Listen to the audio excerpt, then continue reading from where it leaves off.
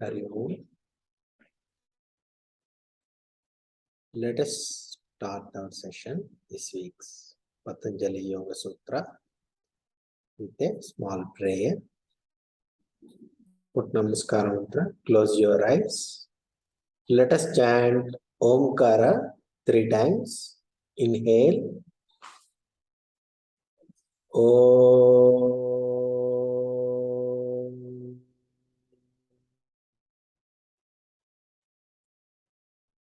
Inhale. Om.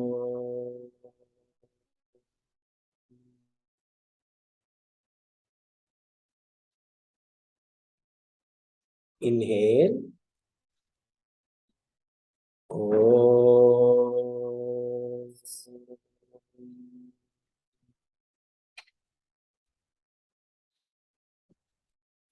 Let us pay our respects to Patanjali Maharshi.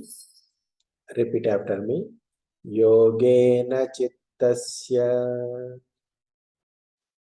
padena vacha malam sharirasya cha vaidyakena yopakarotam pravaram munina Patanjalim pranjalim anatosmi nityam Guru Brahma Guru Vishnu Guru Devo Maheshwaraha Guru Sakshat Parabrahma Tasmai Shri Gurave Namaha Sadashiva Samarambha Shankaracharya Madhyama Asmadacharya Paryanta Vande Guru Parampara Hari Om Shri Gurubhyo Namaha Hari Om. My pranams to all Atma Jyotis, divine light of the self. I welcome you to this week's Patanjali Yoga Sutra. So let me share my screen.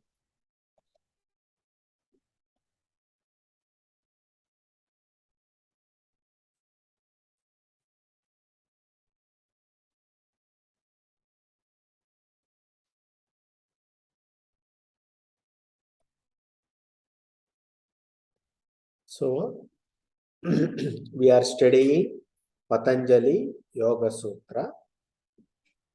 We have completed our study of the first 10 sutras. Today we are going to study about Sutra 11 in chapter 1.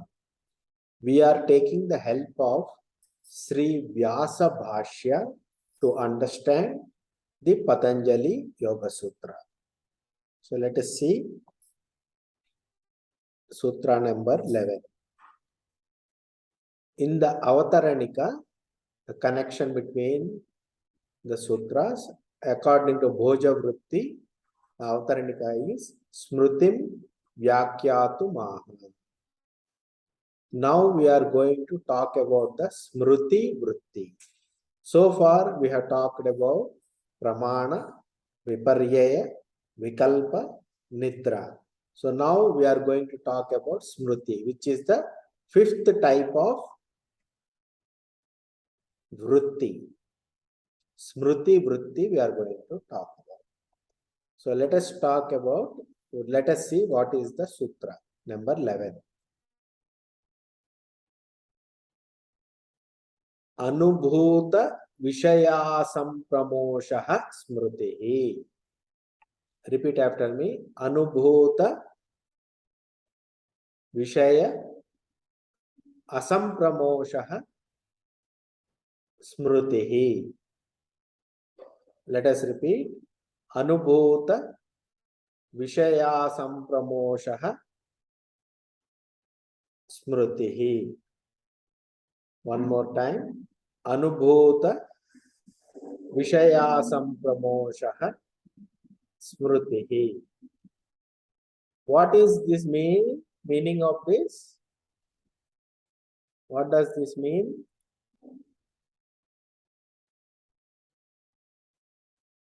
Basically, it is memory. Smriti is memory. The capability of retaining the knowledge of our experience. Whatever we have experienced of the objects, that knowledge we are able to retain and recollect. That is called Smriti Vritti. So, in this sutra number 11, he is going to talk about the memory part of it. Smriti. Smriti means memory. The capability of retaining what we have experienced. The capability of retaining or recollecting, staying, non-forgetting of the knowledge of the experienced objects is called Smriti Vritti. Now let us see what Sri Vyasa has to say about this. I am going to read out the Sanskrit. If there are mistakes, please forgive me. Kim pratyayasya chittam smaratyahos vidvishayasyeti grahyoparaktaha pratyayo grahya grahanobhaya akara nirbhasa tad jatiyakam samskaram arabhate sa samskaraha स्वव्यंजकांचनस्tada आकारम एव ग्राह्य ग्रहणो उभयात्मिकं स्मृतिं जनयति तत्र ग्रहणाकार पूर्वा बुद्धिः ग्राह्याकार पूर्वा स्मृतिः सा च द्वयी भावित स्मर्तव्य च अभावित स्मर्तव्य च स्वप्ने भावित स्मर्तव्य जागृत समये त्वभावित स्मर्तव्येति सर्वाश्चैताः स्मृतयः प्रमाण विपर्ये विकल्प निद्रा स्मृतीनाम् अनुभवात् प्रभवन्ति सर्वाश्चैता वृत्तयः सुख दुःख मोहात्मिकाः सुख दुःख मोहाश्च क्लेशेषु व्याख्येयः सुखानुशयी रागः दुःखानुशयी द्वेषः मोहः पुनरविद्येति एताः सर्वा वृत्तयो निरोद्धव्याः आसां निरोधे संप्रज्ञातो वा समाधिर्भवत्यसंप्रज्ञातो असंप्रज्ञातो वेति. So this is the Sanskrit. Let us see what the translation comes to about in English.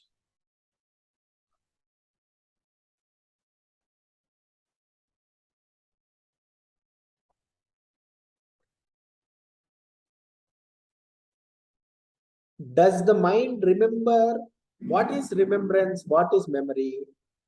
When the mind remembers something, does it remember the knowledge part?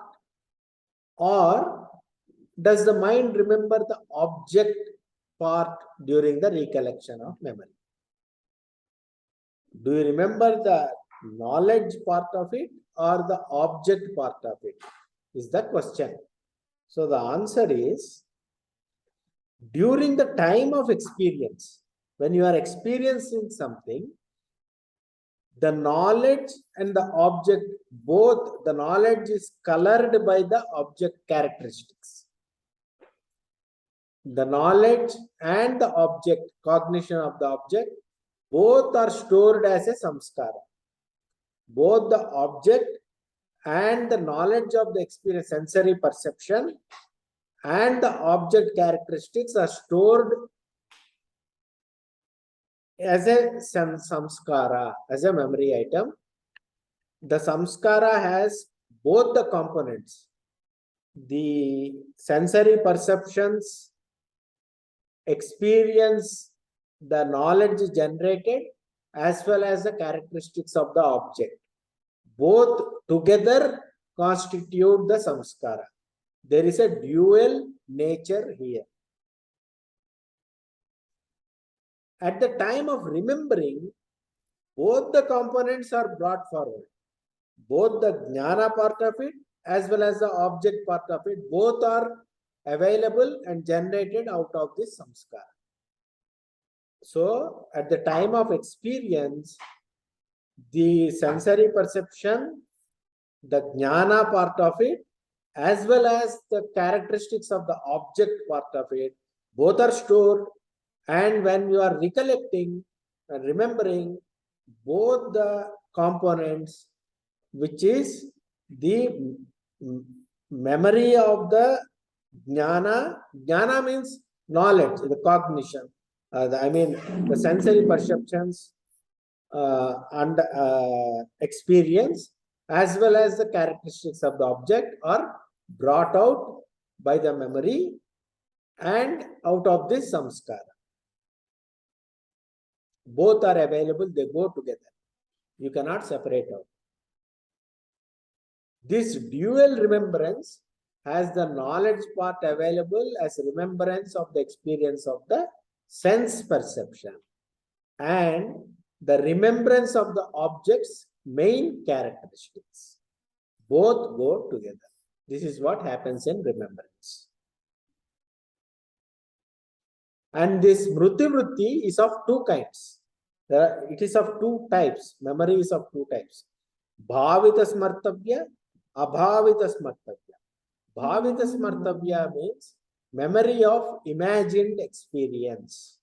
Abhavita smartavya means memory of real experience. Memory of imagined experience, memory of real experience. Bhavita smartavya, abhavita smartavya. There are two types. Example of bhavita smartavya is the memory about the object seen in a dream. In dream, we see so many things. We do so many things in dream. All that is part of your memory also. Upon waking up, you remember them. So, this kind of memory about objects which are not real, which are imaginary, they are called bhavita smartavya. Example of abhavita smartavya is the memory about the object seen in waking state. In the waking state, you see something. It is a real experience. It is called abhavita smartavya. Again, all these smriti vrittis, memories, are formed after the experience of the earlier mentioned vrittis. What are the earlier mentioned vrittis? Pramana, viparyaya, vikalpa, nidra, and smriti. So, after these vrittis happen, after the experience of these vrittis, the smriti vritti happens. After the experience of a vritti, let it be a pramana vritti or a viparyaya vritti or a vikalpa vritti or a nidra vritti or a smriti. After the experience, smriti happens. I mean, we should not mention smriti here, but we can mention. So, you have to remember, the smriti happens after the experience. And then comes the recollection.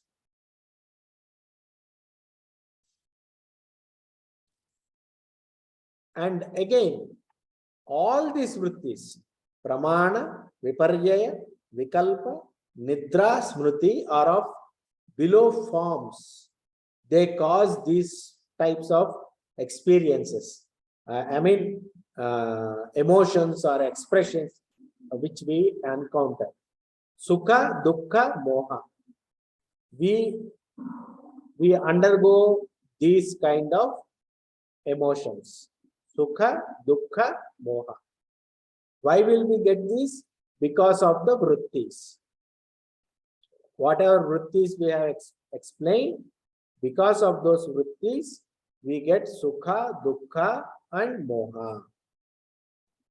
That means whatever sukha means pleasure or pleasantness, dukkha means unpleasantness or sorrow, moha means attachment.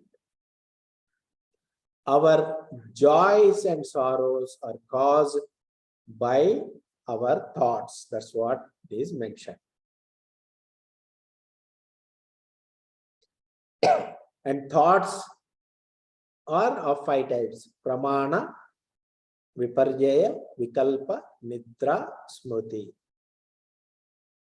All these vrittis take the form of sukha, dukkha, moha. And sukha, dukkha, moha will be mentioned along with the kleshas. When we discuss about kleshas in Sutra number 2nd chapter, 3rd Sutra, we are going to discuss about klesha means difficulties, disturbances, or something like that. Difficulties faced. So when we discuss about the kleshas in Sutra number 2.3, we will discuss about sukha, dukkha, and moha.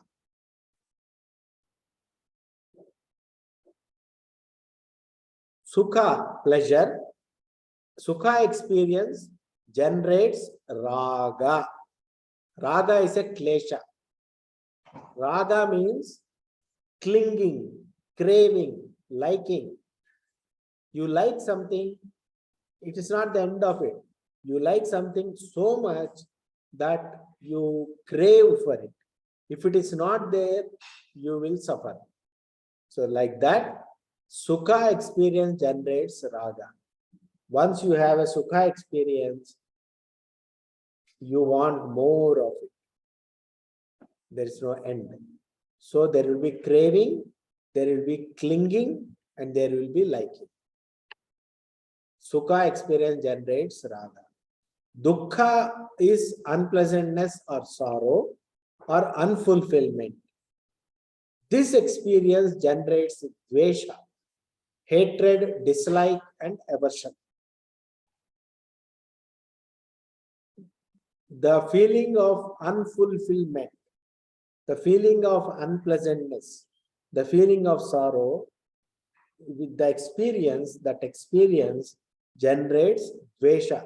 Dvesha is a klesha. It's also a klesha. Hatred, dislike, and aversion. And moha, attachment, is nothing but avidya, ignorance. Ignorance, avidya. What is this ignorance?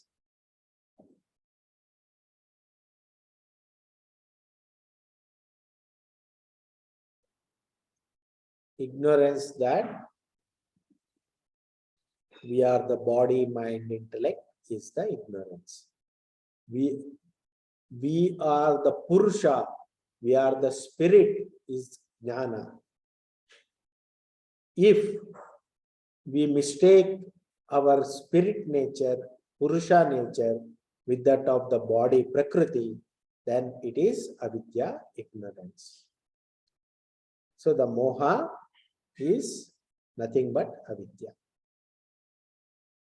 Sukha experience generates raga, craving, clinging, liking.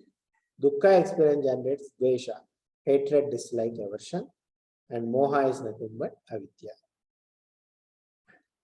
And all these vrittis, pramana, etc., should be nirodha, eliminated. Why nirodha? Yogaschitta vritti nirodha. If you remember the sutra, yoga is eliminating the chitta vrittis.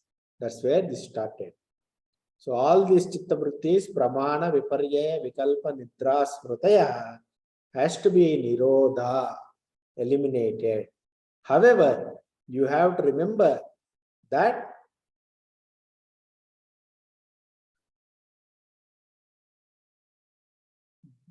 you have to pay attention in the elimination of viparyaya vritti.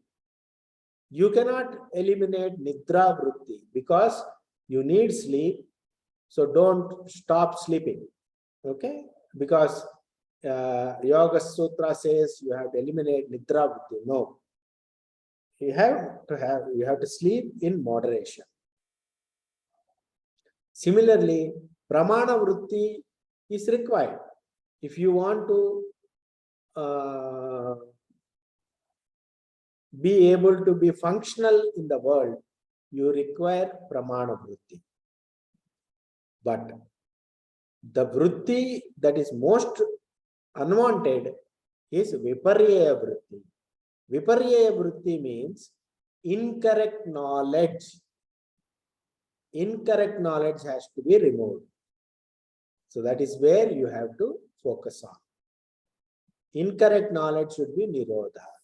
Of course, as per yoga philosophy, one should strive to eliminate all the vrittis and get established in nirvikalpa samadhi. But that is, if you do that, you will become non-functional in the world. So if you want to be functional in the world, you need to have some of the vrittis, but you can focus on eliminating viparyaya vritti. Okay. Upon elimination, nirodha of all vrittis, samprajnata samadhi ensures.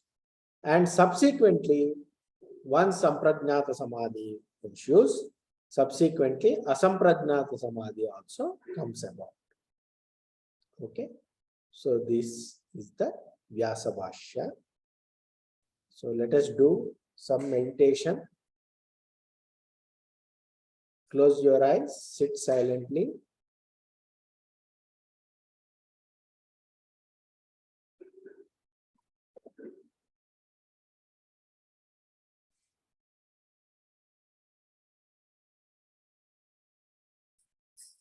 Close your eyes, sit silently, relax. Relax. Gently close your eyelids. Don't worry. No rigidity, no stiffness. Relax as much as you can. Relax. Relaxedly sit.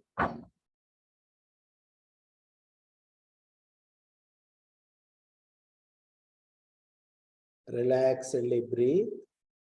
Relaxedly sit. Now, gently take your mind to the surroundings, to your surroundings.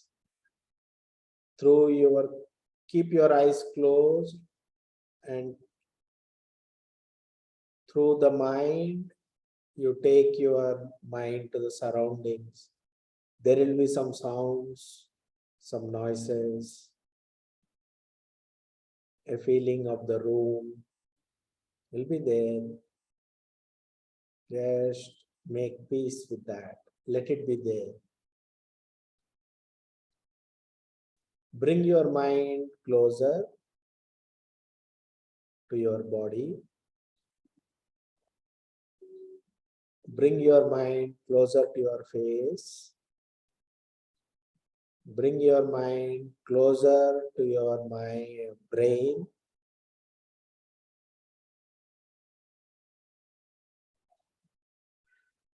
Be situated in the brain. In the brain, how do you feel yourself? Like a spirit, like a light, like existence. I exist is the feeling. Hold on to the feeling, I exist.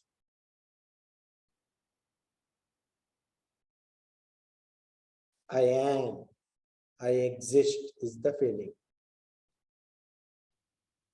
Now mind may be moving, mind may be generating many thoughts. Don't bother, don't worry. Let mind generate as many thoughts as it wants.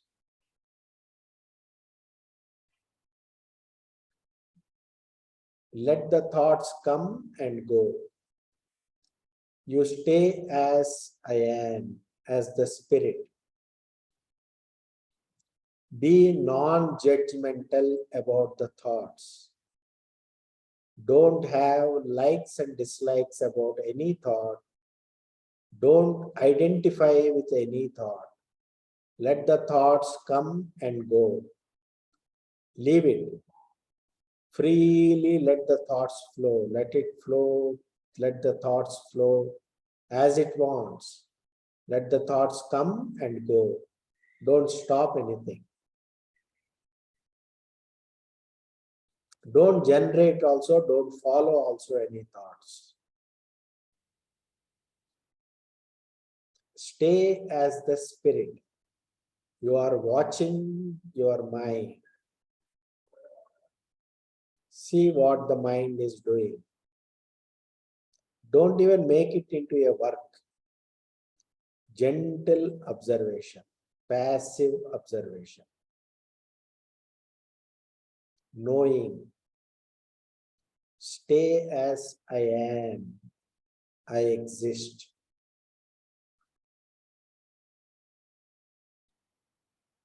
Sit like that for 5 minutes.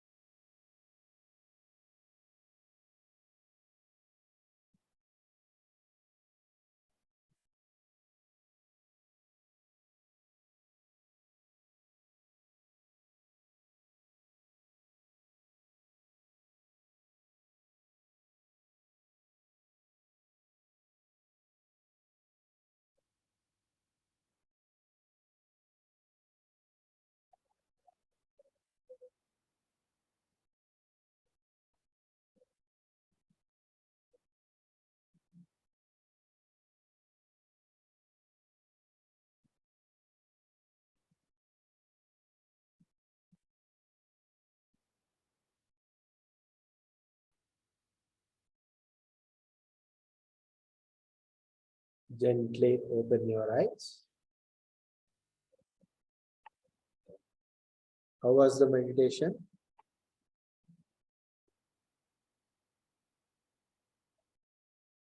Right? Okay. So any questions?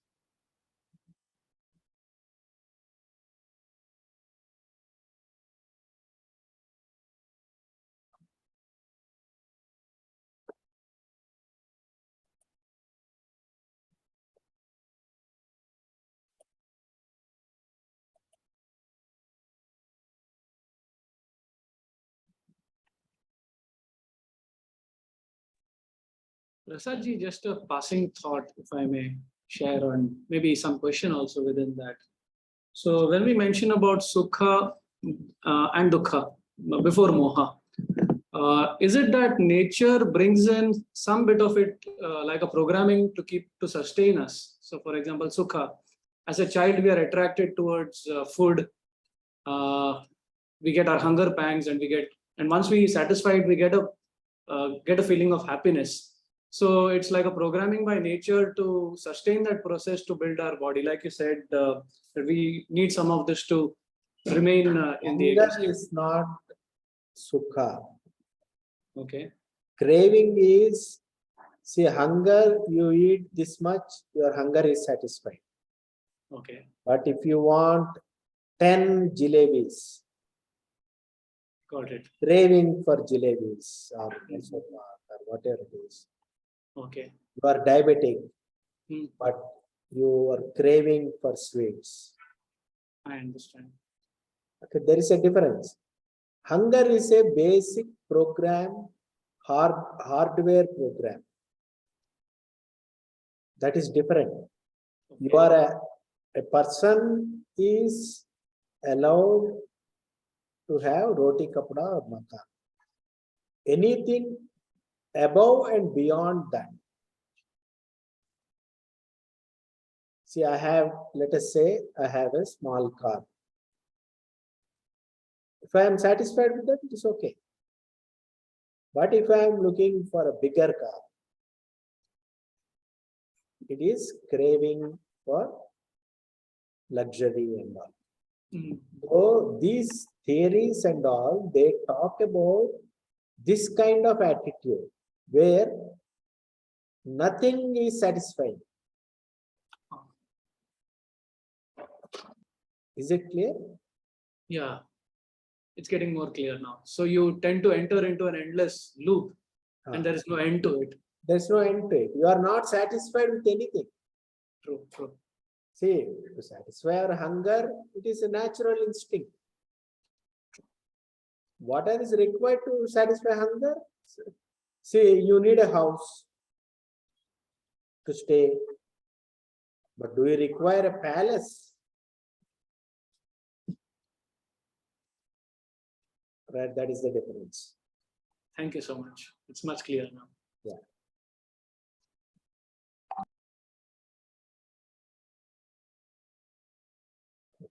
If there are no more questions, let us do the closing prayer and close the session. Put Namaskar Mudra. Repeat after me. Asato ma satgamaya. Tamaso ma jyotirgamaya. Mrityorma amrutam gamaya. Om Shanti Shanti Shanti. Repeat after me. I am not the body. I am not the mind. I am not the intellect. I am pure consciousness. Shivaswarupi. Shivoham.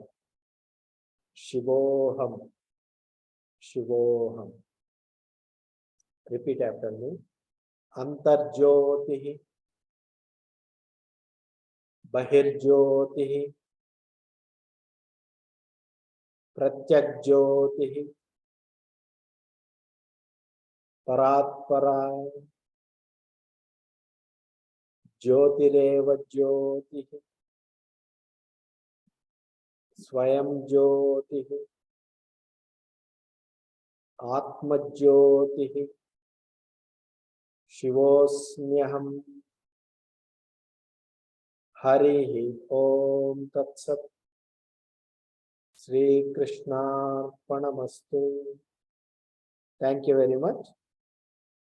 See you next week.